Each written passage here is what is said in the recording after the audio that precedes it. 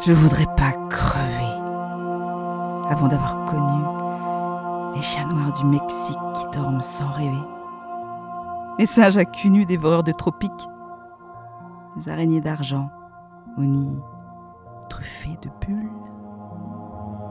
Je voudrais pas crever sans savoir si la lune sous son faux air de thune a un côté pointu, si le soleil est froid, si les 4 saisons ne sont vraiment que 4, sans avoir essayé de porter une robe sur les grands boulevards, sans avoir regardé dans un regard d'égout, sans avoir mis mon zob dans des coinstos bizarres. Je voudrais pas finir sans connaître la lèpre ou les 7 maladies qu'on attrape là-bas. Le bon ni le mauvais ne me ferait de peine si je savais que j'en aurais les traînes. Et il y a aussi tout ce que je connais, tout ce que j'apprécie, que je sais qui me plaît. Le fond vert de la mer où valsent les brins d'algues sur le sable ondulé, l'herbe grillée de juin, la terre qui craquelle, l'odeur des conifères. Et les baisers de celle, que ceci, que cela, la belle que voilà, mon ourson, Ursula. Je voudrais pas crever avant d'avoir usé sa bouche avec ma bouche, son corps avec mes mains, le reste avec mes yeux. J'en dis pas plus, faut bien rester révérencieux. Je voudrais pas mourir sans qu'on ait inventé les roses éternelles, les journées de 2 heures, la mer à la montagne à la mer, la fin de la douleur, les journaux en couleur, tous les enfants contents, et tant de trucs encore. Qui dorment dans les crânes, des géniaux ingénieurs, des jardiniers joviaux, des soucieux socialistes, des urbains urbanistes et des pensifs penseurs. Tant de choses à voir et à s'entendre. Tant de temps à attendre, à chercher dans le noir. Et moi, je vois la fin.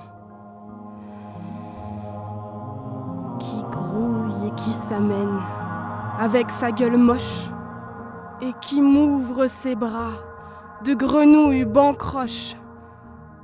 Je voudrais pas crever. Non, monsieur, non, madame. Avant d'avoir tâté le goût qui me tourmente, le goût qui est le plus fort, je voudrais pas crever avant d'avoir goûté la saveur de la mort. J'ai été empêchée d'écrire tout au long de ces derniers jours. En guise de consolation, j'ai eu quelques lumières nouvelles sur la créature de malheur que je suis. J'ai de nouveau écrit. Un passage est raté. Un autre est bien commencé, mais je ne suis guère en mesure, ou plutôt je ne pourrais sûrement pas le continuer avec autant de bonheur, alors que j'y serais certainement parvenue l'autre nuit. Je n'ai pas le droit de m'abandonner. Je suis absolument seule.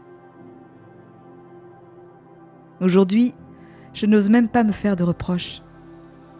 Crier à l'intérieur de ce jour vide, leur écho vous soulèverait le cœur. Je me suis écoutée un instant de l'intérieur et j'ai perçu, incidemment, quelque chose comme le miaulement d'un jeune chat. Soit, ce n'est déjà pas si mal.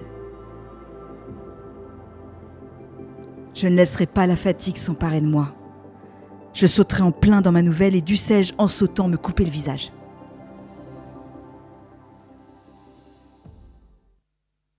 avoir le sentiment d'être attaché et sentir en même temps que si l'on vous détachait, ce serait encore plus terrible. Nuit d'insomnie. Je m'endors bien. Mais je me réveille au bout d'une heure comme si j'avais posé ma tête dans le mauvais trou. Là, j'aimerais être à côté de toi. Au moment de m'endormir, le solide couvercle qui enveloppe mon crâne indolore s'est enfoncé plus profondément à l'intérieur, laissant une partie de mon cerveau dehors, dans le libre jeu des lumières des étoiles. Je m'ennuie tellement ce soir que je suis allée 3 fois de suite dans la salle de bain pour me laver les mains. Je me suis dit, alors ouvre-toi, que l'être humain sorte. Alors je me suis couchée. J'ai passé ma main gauche sur mon flanc, j'ai fouillé ton empreinte. Elle était si douce et encore si fraîche dans ma peau que j'ai dû retenir ma main droite, la vilaine. Je t'embrasse si tendrement. Je suis ici, là, juste